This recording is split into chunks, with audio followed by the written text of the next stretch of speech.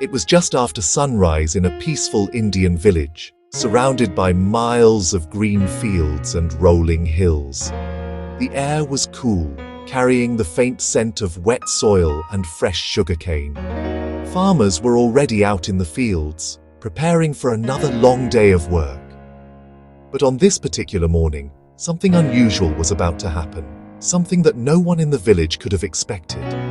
Far away, hidden deep within the thick sugarcane, a sound echoed softly through the fields.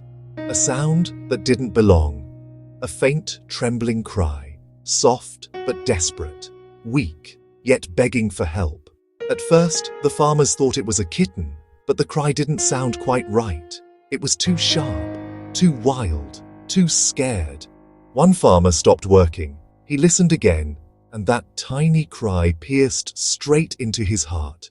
He knew immediately this was not an ordinary sound. Two farmers slowly walked into the sugarcane field, pushing aside the tall green stalks. The crying grew louder as they approached. Something inside them felt uneasy. Suddenly, one of them froze. There, curled up between the sugarcane stalks, covered in dew, was a tiny, spotted cub. A newborn leopard. Its eyes were barely open. Its tiny paws trembled. Its body shivered in fear. The farmers gasped. They had heard stories of leopards living near the forest, but never imagined a cub this young would be all alone in their field. The first instinct was fear. After all, a mother leopard could be nearby. But within seconds, their fear transformed into something else. Compassion. The cub was helpless, scared, crying for its mother, and the farmers knew they needed help immediately. The village headman was contacted, and within minutes, the forest department was alerted. A rescue team from a nearby wildlife center rushed into action. As the officers arrived, villagers gathered at a safe distance.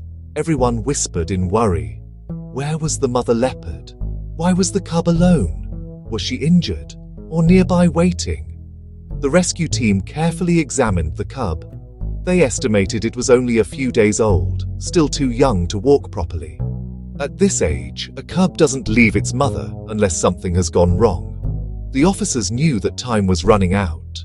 A cub this small cannot survive long without its mother's warmth and milk. We must reunite this baby with its mother, tonight. The rescue team installed camera traps around the sugarcane field. Night vision cameras were set up facing different directions, hoping to catch even the slightest movement. Mother leopards are known to hide their cubs in sugarcane fields because the tall crops provide cover. But sometimes, during harvesting or work, the cub gets disturbed and separated. The sun slowly dipped below the horizon. The world turned quiet. The fields became a sea of shadows. The rescue team waited patiently. Hours passed. Crickets chirped in the darkness. The wind rustled the sugarcane, but no leopard appeared. Until, just after midnight, one of the camera traps blinked. She was there. A large female leopard emerged from the forest edge, sniffing the ground, pacing nervously, searching desperately. But she did not approach the cub directly. She was scared, scared of human scent, scared of lights, scared of danger. The team watched the footage live. This was their chance. They had to act fast. The rescuers placed the cub inside a sturdy, ventilated wooden basket. They added dry grass and a warm cloth to mimic the warmth of a mother's body. Then, they carefully covered the basket with sugarcane leaves. This method had worked in previous rescues. Leopard mothers recognized the smell of their cubs, approach slowly, and gently lift them away. The officers placed the basket exactly where the mother leopard had been seen on the camera. Then they retreated far away, far enough that the mother would feel safe. All lights were turned off. Silence filled the night. Everyone waited. Hours passed. The cub inside the basket continued to cry softly, calling for its mother. The gentle cries echoed through the night breeze.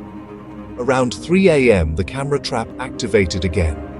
A shadow moved quietly between the sugarcane stalks. The mother leopard had returned. Her eyes glowed in the moonlight. Her body moved silently but urgently, her ears perked, listening for the cub.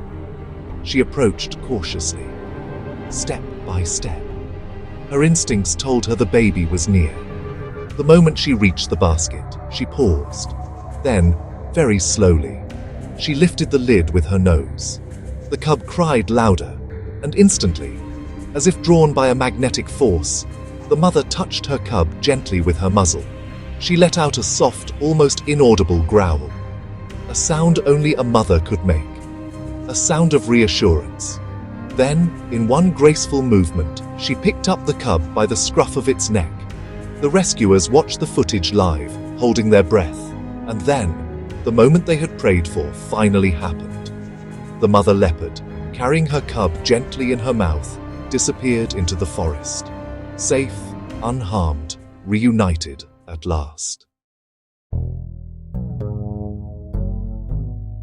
As dawn began to break, the rescue team reviewed the night's footage. A wave of relief spread across everyone's faces. The villagers gathered around as the officers shared the good news. The cub had been successfully reunited. The mother was safe, and the forest had welcomed them home again. The farmers who first discovered the cub smiled with pride. Their quick decision to call for help had saved a life. In that moment, they felt a deep sense of connection, not just to the rescue, but to the wildlife that had lived near them long before humans came. This heart-touching rescue reminds us that wildlife often lives closer than we realize. Sugarcane fields, forests, farms, these landscapes are shared spaces. Leopards don't intrude to harm, they only search for shelter and safety. And sometimes, even the fiercest creatures need help. A tiny cub, helpless and alone, survived because humans chose compassion over fear. A mother leopard, desperately searching for her baby, found it because people worked together. And a village once afraid became part of a story of hope. A story that proves that humans and wildlife can coexist beautifully. Somewhere deep inside the forest, the mother leopard rests in a shaded den. Her cub, now warm and safe, sleeps peacefully against her belly. Their hearts beat together. Their breaths rise and fall in perfect rhythm. A family, once torn apart, is whole again. And all because ordinary people chose kindness. This is the story of the leopard cub found crying in a sugarcane field, and the village that gave it a second chance at life.